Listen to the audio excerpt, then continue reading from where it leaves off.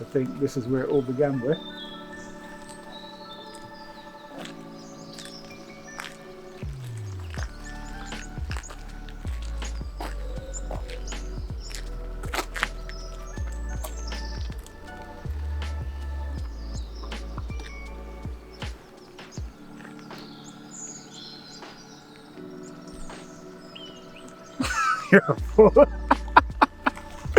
Oh man,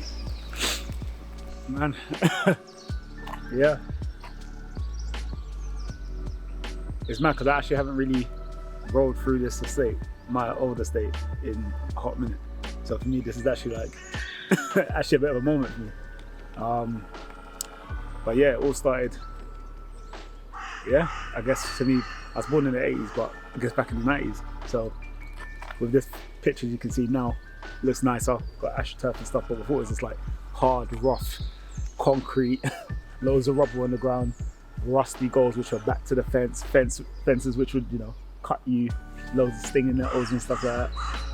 But yeah, this is where it all began for me.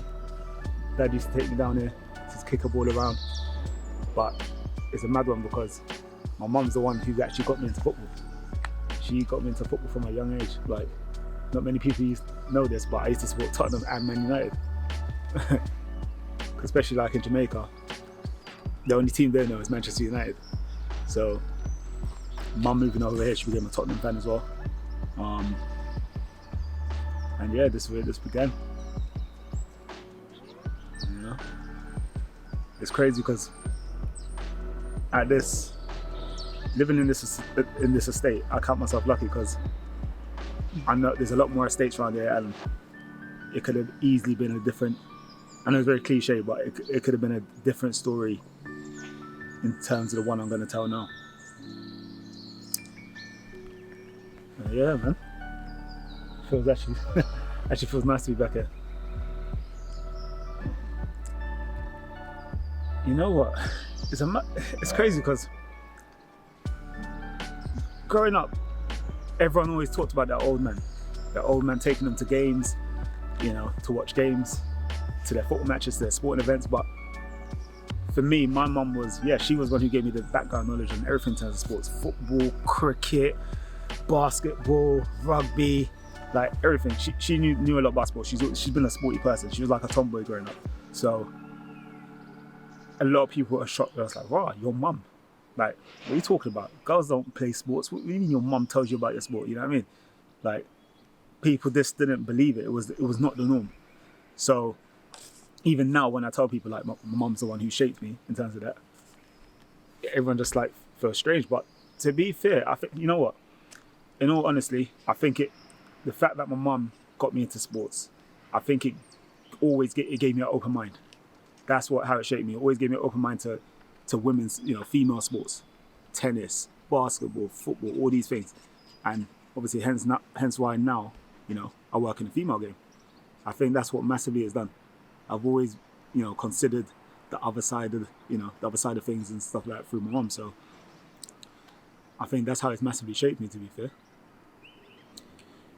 To be fair, you know what I feel shaped my childhood. There's numerous things. Honestly, I have like the best parents in the world, and they brought the way they learned things in Jamaica over here, and I think that's what massively kept me under wraps. Yes, I strayed a few times in a few bits and pieces, but knowing the way they gave me that upbringing, it massively helped me. So like, obviously I just lived over there in the blocks over there, and even if I stray up here and my parents can't see me, everyone else knows me in the block. So it was an easy situation where if I'd done anything, if I was vandalizing, swearing, cussing, whatever it may be, like before I even got home, my mum and dad would already have known, because they're like, Brother Murray, your son was cussing, your son was doing this, he was spitting on somebody or da. Like, easily get back to them. Little things like that.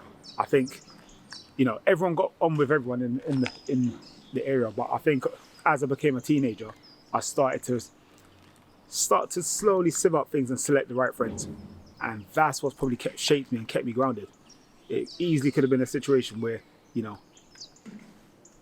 at school, there's other estates around, which I did, go to other states, but that could have easily had me in a totally different environment, And like I said, I'm always grateful for the friends that I had and the family that I had. That's always kept me grounded. Otherwise, it could have been a massively different situation. There's many people who lived on this estate who's gone to prison, had to leave the area because of X, Y situation. And I'm glad I'm not one of them people, to be fair. So to be able to come back now and be able to tell that story and even, tell my kids that story, that this is how I grew up and kept myself out of trouble, it's massive for me.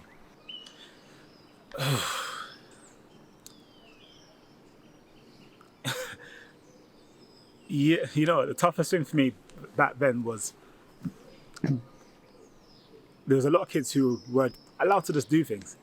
They'd say, "Mom, I'm doing this," and their parents kind of just allow them to do it. And I'd obviously go to my mom and dad and say, "Mom, Dad, can I go swimming with these lot? Can I go to the park on a furthest, a state over the bridge, over the canal?" And little things like that. And sometimes they'll outright say, "Nope, not happening."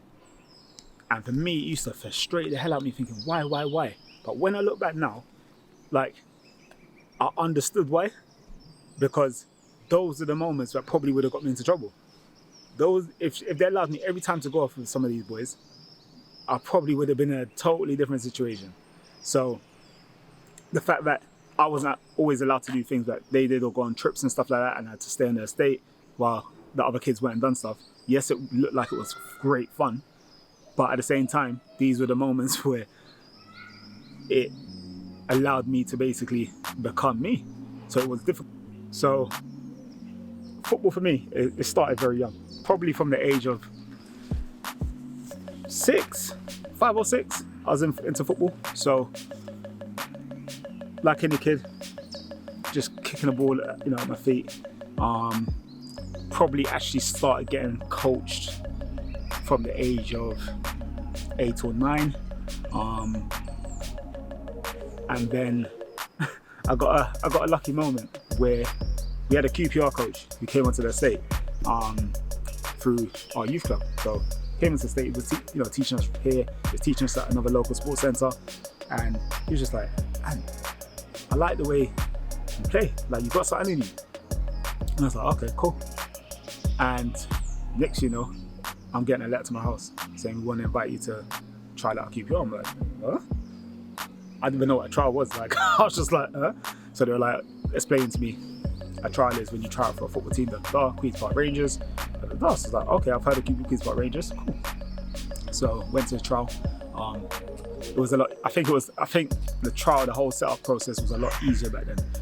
So I went there, spent a week training with QPR, and then I got into their team. So I played with them for about a season. And for me, like any kid, the dream was I want to become a professional footballer. So representing my primary school team,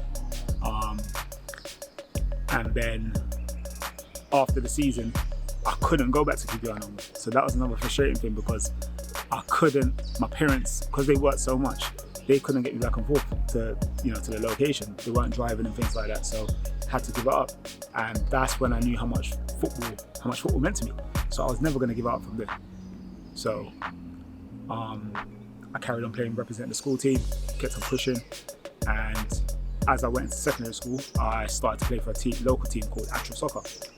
Massive community development team, had loads of links to loads of clubs, and the manager, he first spotted me when I was representing Westminster Borough.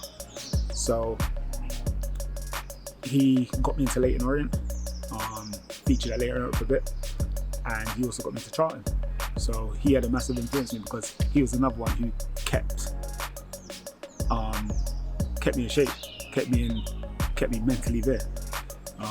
He was old school, so it might sound bad on the tape, but he was one of those guys who, if you stepped out of line, you couldn't badmouth him, you couldn't step up to him, step in his face or cuss him out or anything like that, because he would tell you about yourself straight away.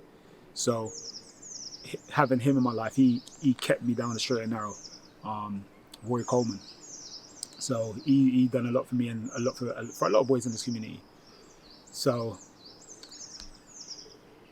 obviously I've been at Leyton Orient, got released from Leyton Orient, went to Charlton. Well, didn't get released from Leyton Orient, but just moved over to Charlton. Spent a couple of seasons there. Got injured, got released.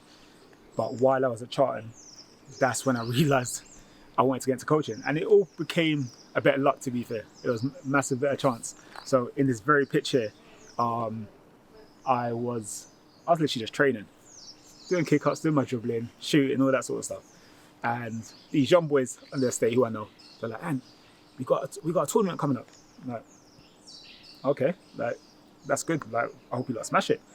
Next thing you know, they're like, you play for Charlton, and that, is there any way you can train us? But yeah, I'm sure I can show you a few bits. So in my head, I'm like, cool, for the next few days, I'm going to start working out little practices. I'm going to remember what my coach taught me, all these little things. And I didn't have no cones. So I had Coca-Cola cans, bottles, started lining up, making them dribble, making them do running. These lot went to the tournament now. So I've trained them for about 2 weeks. Gone to the tournament now. I'm thinking, yeah, these men are going to smash it. We got absolutely worked in the tournament. Absolutely worked. But it never, after that moment, I was just like, you know what? I want to get into coaching. And these very boys, they spoke to the youth club organizer and said, Ant trained us. We want him to coach on the estate more. Is there anything we can do for him? Because I didn't have no coaching badge at this time. And next, Westminster's contacted me saying, "Oh, we want to get you into a coaching course. We want you to coach." Just like, okay, sweet, I'll coach. So they got me into coaching, and while I was on that course, a semi-professional team, London Tigers, as well as Westminster City Council, both offered me like volunteering roles, coaching in this estate as well as another one, and that's when I first got my break into coaching.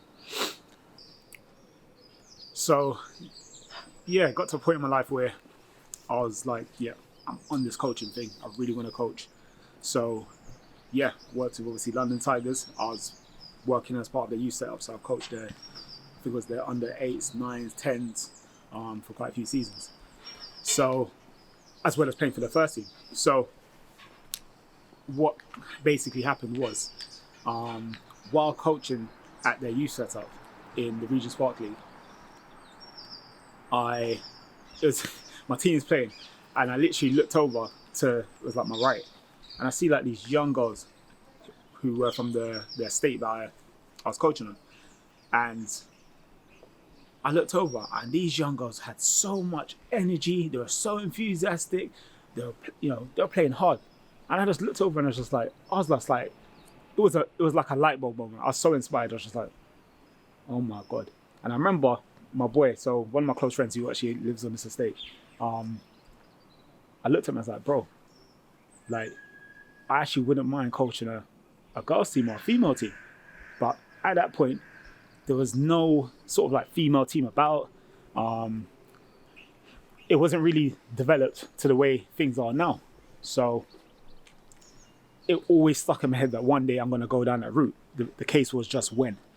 And I continued my journey working at, so when I went to university, I worked with Norwich Development Centre, which they had one in Hatfield. After uni, worked with Chelsea, done a bit of coaching with QPR, again, like I said, in my local estate. And only until we got to 2019, I took the step. So I was literally just on Instagram, hovering along as you do.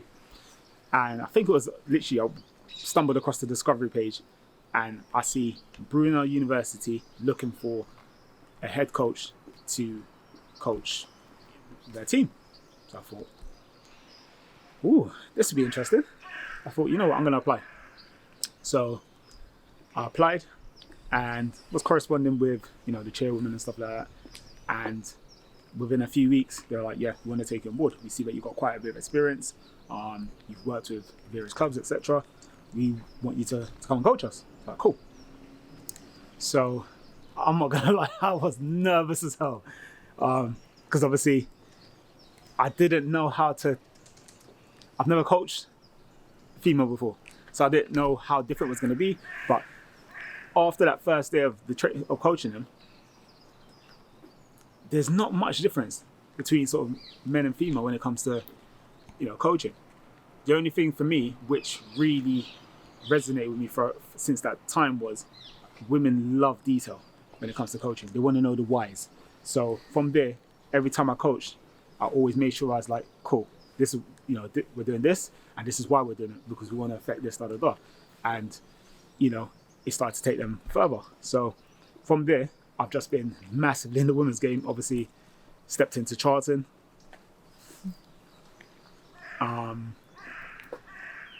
Off of a very good season with Brunel.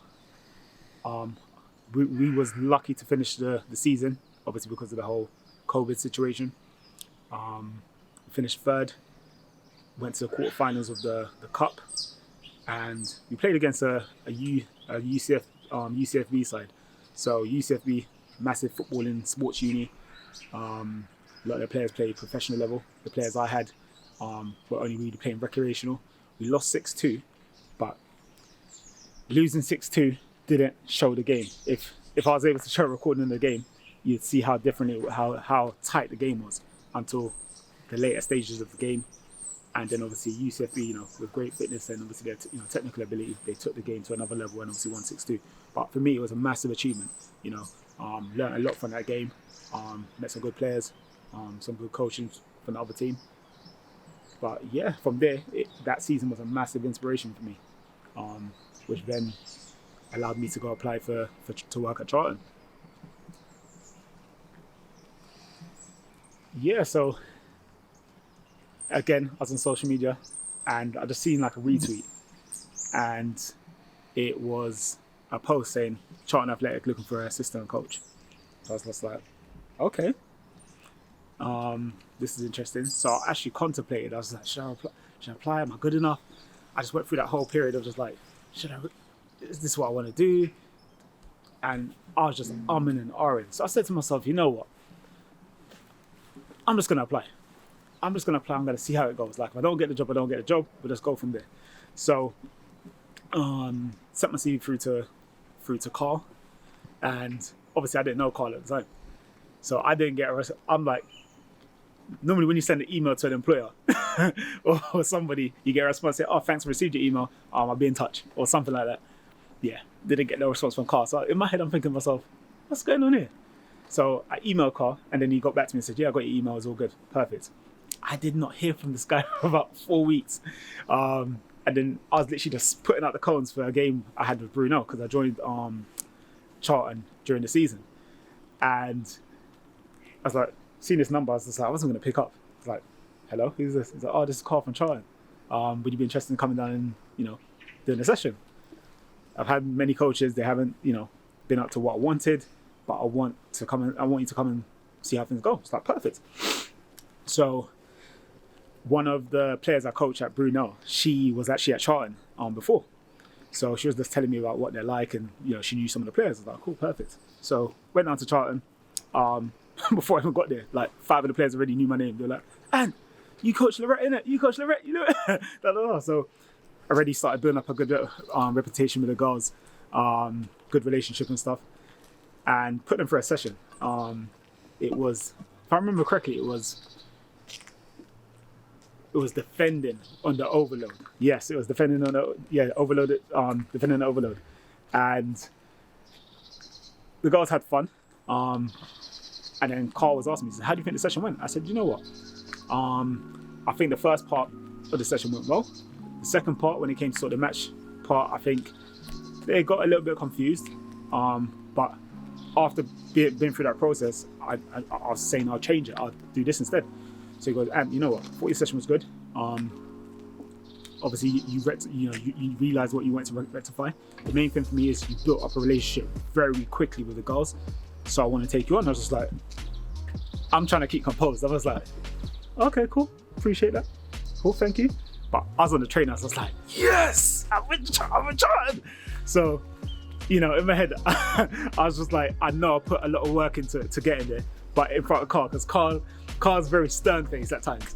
And because I didn't know him, I didn't want to show that thing of like I've got this gig working with Charlton.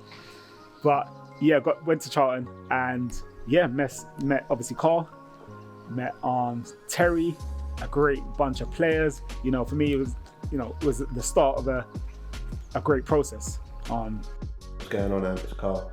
Just wanted to say congratulations on getting the Sutton United under 21s gig. It's been a pleasure working with you at Charlton Athletic under 21s. I hope that you can take a lot that we've done together. I've learned a lot from you, and I hope you can take little bits that I've done and better them in your new gig. I'm going to miss your banter. Yeah, it's a bit rubbish, but you know, I'm still going to miss a little bit of banter, thinking you can take me out the crossbar and all that. But it's good to see you shine, bro. It's good to see you shine. You know, you got my number. You can always give me a shout. We've always got tack, bro. Peace out.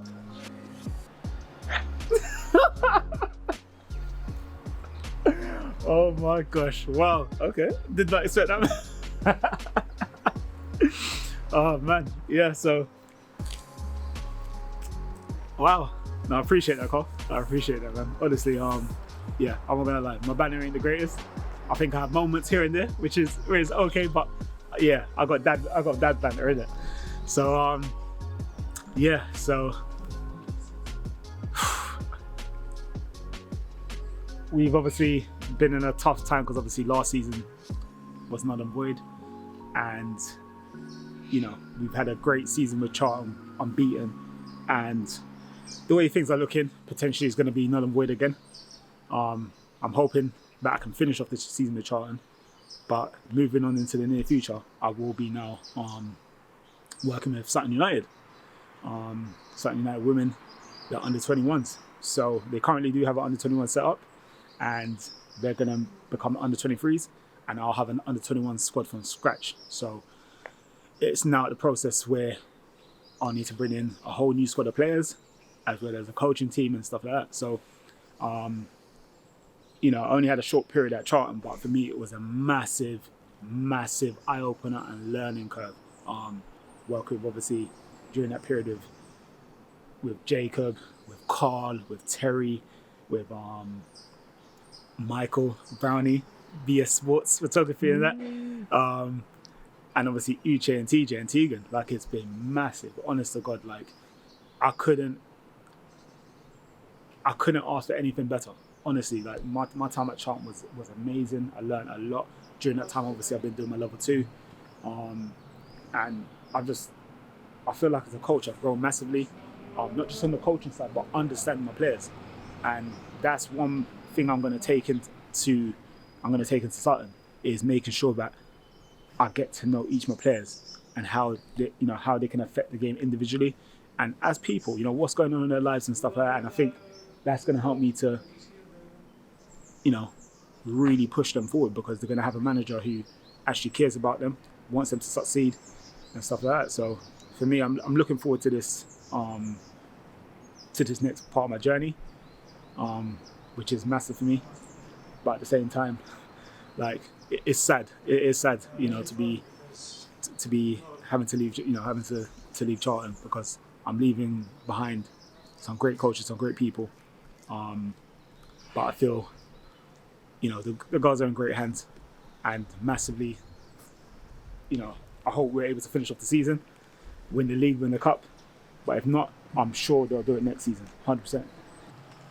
So stepping in at Charlton at first, obviously, it was me, Carl, Terry, and Jacob. So Jacob was obviously the analyst. And stepping in at first, for me, it was obviously Terry and Carl done a lot of the coaching, and I would be supporting. So at first I was stepping, and, you know, I think I was in awe of Carl and Terry, because both of them are fantastic coaches. So at first for me, I was always thinking, can I live up to that? And, you know, when Terry left, a lot of the girls were upset, because, you know, Terry had a massive influence over the girls. He was always calling them up and text messages and stuff like that, and just making sure that the girls are all right. So that was a massive loss to the squad. So when I stepped in and really started coaching a lot more, it was hard because obviously they wanted Terry, and it's natural, So I didn't hold anything against the girls. So for me, that was a massive, it was massive because obviously I'm in a situation where I'm not Terry, but I want the girls to push on, and I think that was a massive learning curve for me in terms of making sure that the girls understood that I'm not trying to replace Terry, but I'm good enough in my ability to coach and stuff like that as well. So I think once, a few weeks sort of went by, the girls relaxed, I relaxed, and we started to, build even better relationship. But again, also with the girls are a higher caliber type player because a lot of them come from like the RTC and other clubs like Chelsea and stuff. So it was also realizing that these girls are of a high ability, and my sessions, they can't be of a standard here. It has to be stepped up. It has to be really challenging. It has to make them become problem solvers and stuff. So, when obviously talking to Carl about sessions, it always made me think, cool, how can I really, strive to make them better, make them think, make them have to problem solve and stuff. And, it started to really work out. So the Sutton gig came about, so I've recently moved. So I used to live in West London, very closer to Central, and getting to Charlton was quite easy. Take me an hour, just over an hour to get to Charlton, not a problem. Recently moved, and getting to Charlton became very difficult. It could easily be a 2-hour journey because of London transport, the changes you got to make, and financially for me it was a bit of a strain. So the plan was for me for the rest of the season was commit for the rest of the season, finish off the season, and then I probably would have to look for another gig.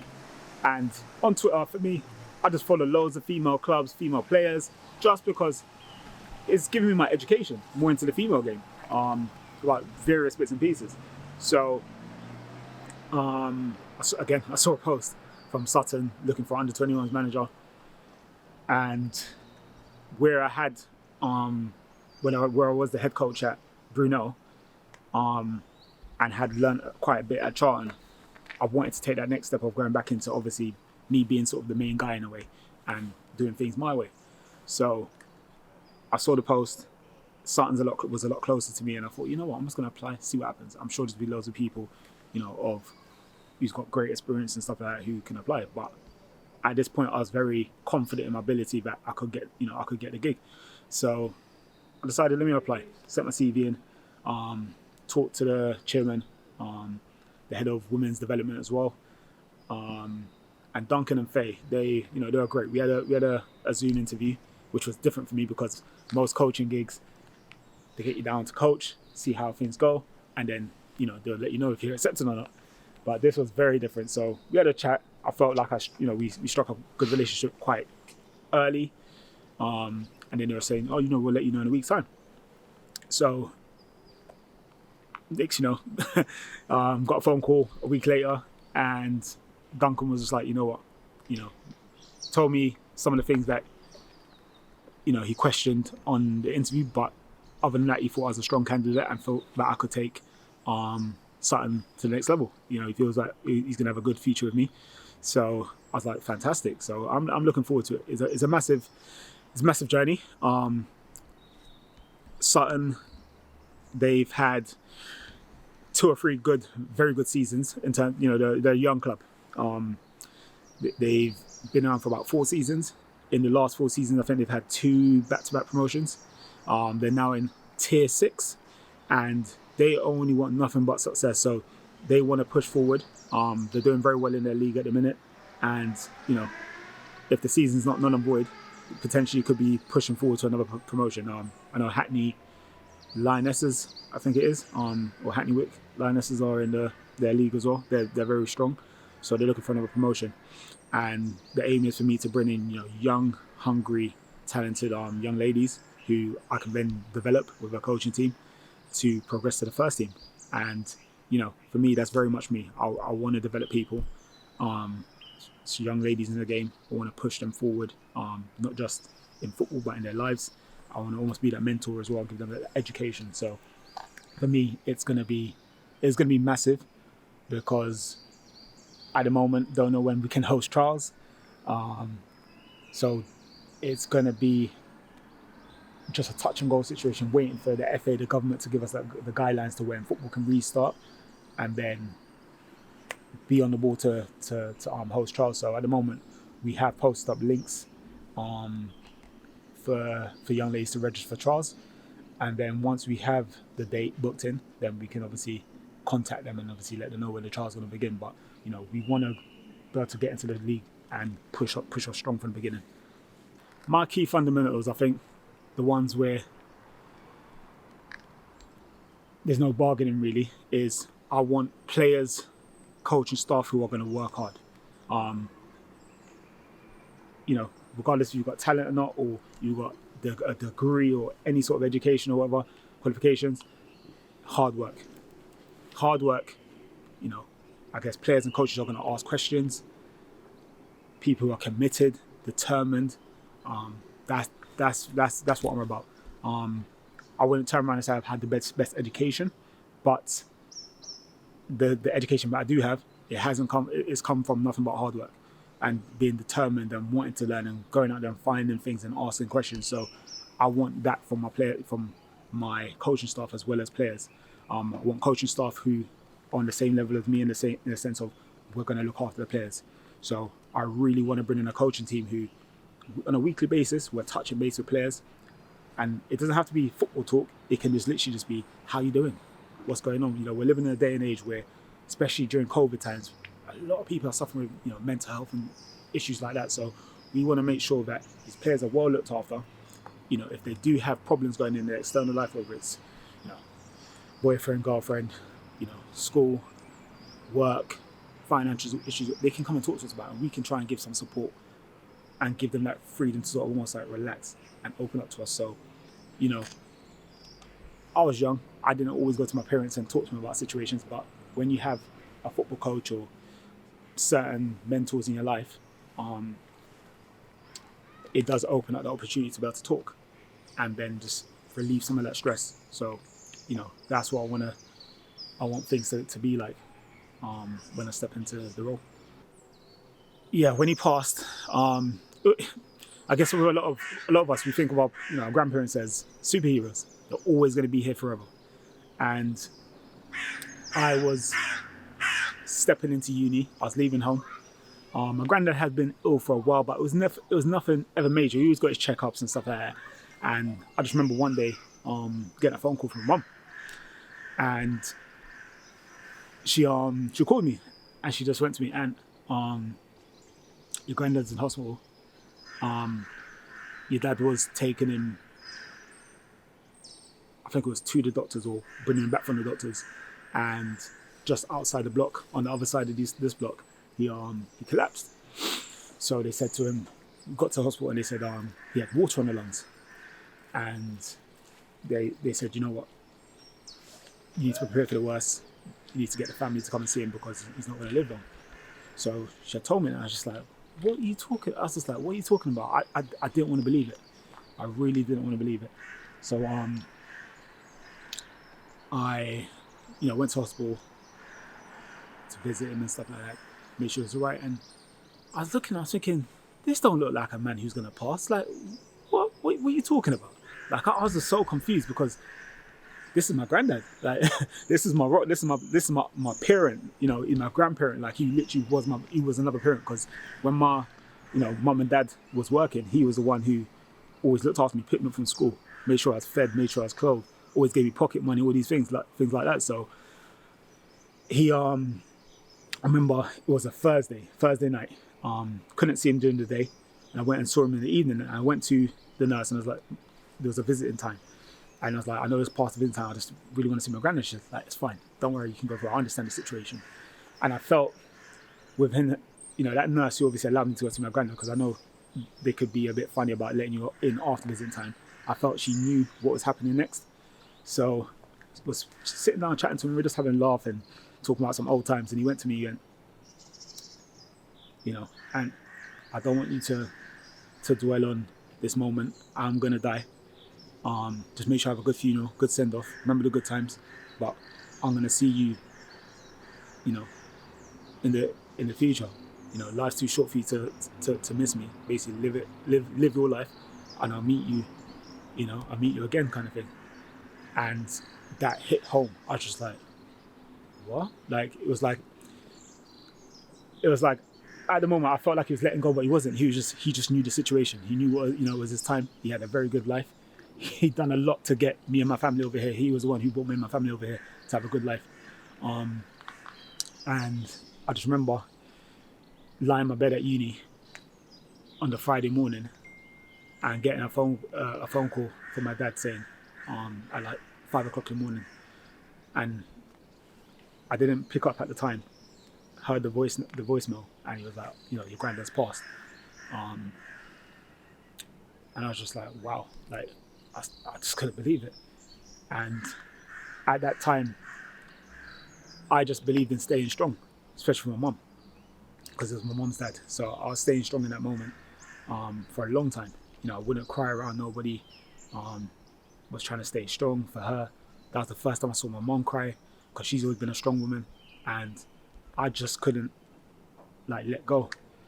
And then ever since then, for me, it's been difficult, because I guess we built a strong relationship. So I guess for me, it's just like after that, I almost had this thing in me where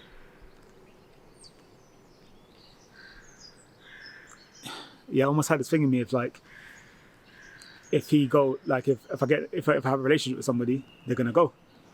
I always had that attitude to things, and it was a difficult moment for me. Even now, like I still think about him. Like I wish my kids could have met him, but it obviously wasn't meant to be. I'm sure he's looking down and he's like, you know, like you're doing well for yourself. But at that time, it was very difficult. They didn't open up about things. Even now, like I'll be honest, there's times where I don't open up about things. You know, I try to open up about things, because I know sometimes the sense of relief when you open up about it, it just feels like, oh, a weight off your shoulders, you've let it off your chest, and you kind of can try and move forward. And sometimes it's good when you do let it off your chest, because you can almost have a plan of action to move forward. So at uni, I did have some counselling with a counsellor.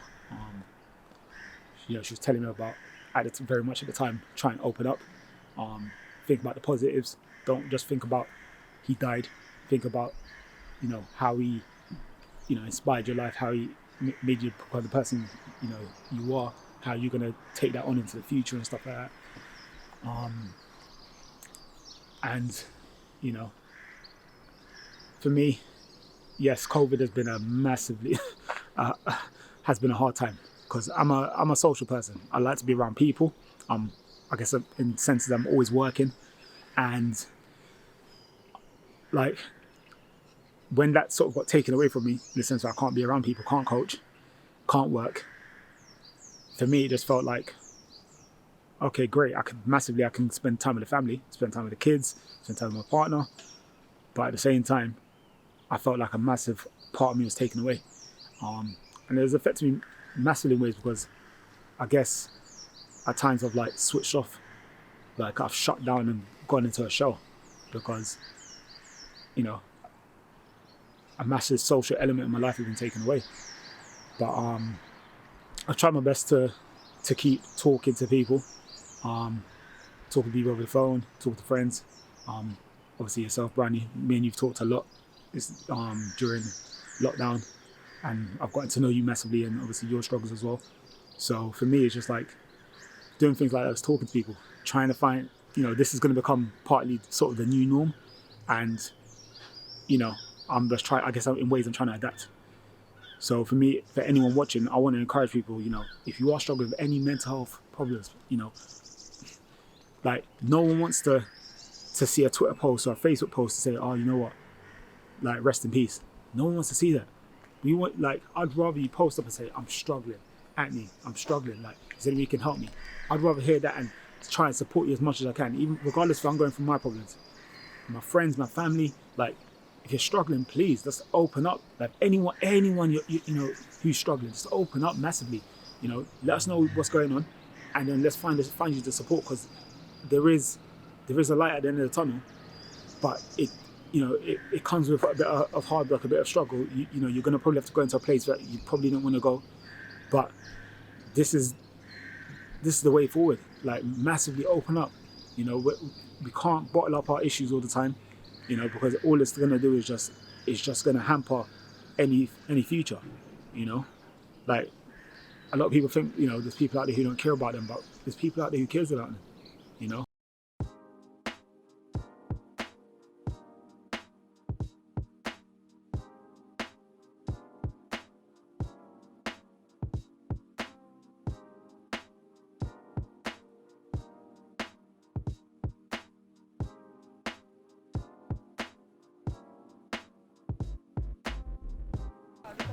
Man, so yeah, this is my domain. This is where I've grown up for many years. From primary school, used to come here. This is where I used to do my sports day. Pretty much got into like fitness almost through my dad, because he used to have a lot of weights in the house. So I remember just trying to pick up the weights and trying to curl them and all sorts of stuff, trying to show. But yeah, this is pretty much the park I used to come to do a lot of training. So yeah, back in 2013, that's when I more or less started my fitness journey. That's when I became a personal trainer. I went through a period of being unemployed, struggling to get money in, didn't know what my next move was, and got myself into my fitness qualifications, and I started PT, personal training people, and it's been a massive pleasure. Trust me, working with a lot of great people. Getting them to achieve their goals, not just physically, but also the mental battle, of having to achieve those goals is a lot to overcome. And, obviously we've been through lockdown recently, and in the first lockdown, this here was my section. This, as you can see here, this is like red light district of personal training. Over here, where that guy is there by the fence, that was my spot. That was my spot. No one could take, everyone knew if I was there, that's my spot, no one could take it. As you can see around the park, there's like 20, 30 odd personal trainers. So everyone's trying to, get to their goals and keep fit and stuff like that, which is good to see. It's massively good to see, it's an absolute pleasure. But yeah, also my fitness journey, I've taken it into football. So obviously I used to do strength and conditioning stuff with the Charlton ladies as well, giving them programs, working with them in the gym. And it's been a massive tool to have, especially working with the football team as well. And obviously individual people. But as you can see, it's a great part to be in. You've got bars, you can do bodyweight stuff. Fitness is massive and is key, and especially especially in regards to mental health. Just doing a bit of exercise is great. I think that's what's actually kind of kept me a bit sane during the first lockdown. Being able to come here, do one-to-one coaching with professional players and semi-professional players, as well as letting off my own self-esteem and just letting things out and being able to run around this track. It's been amazing. My name's Anthony Murray. Thank you for listening, and I hope this story can inspire people to be better people, better coaches, and just better in anything you do. Like I said before, remember to open up, remember to talk.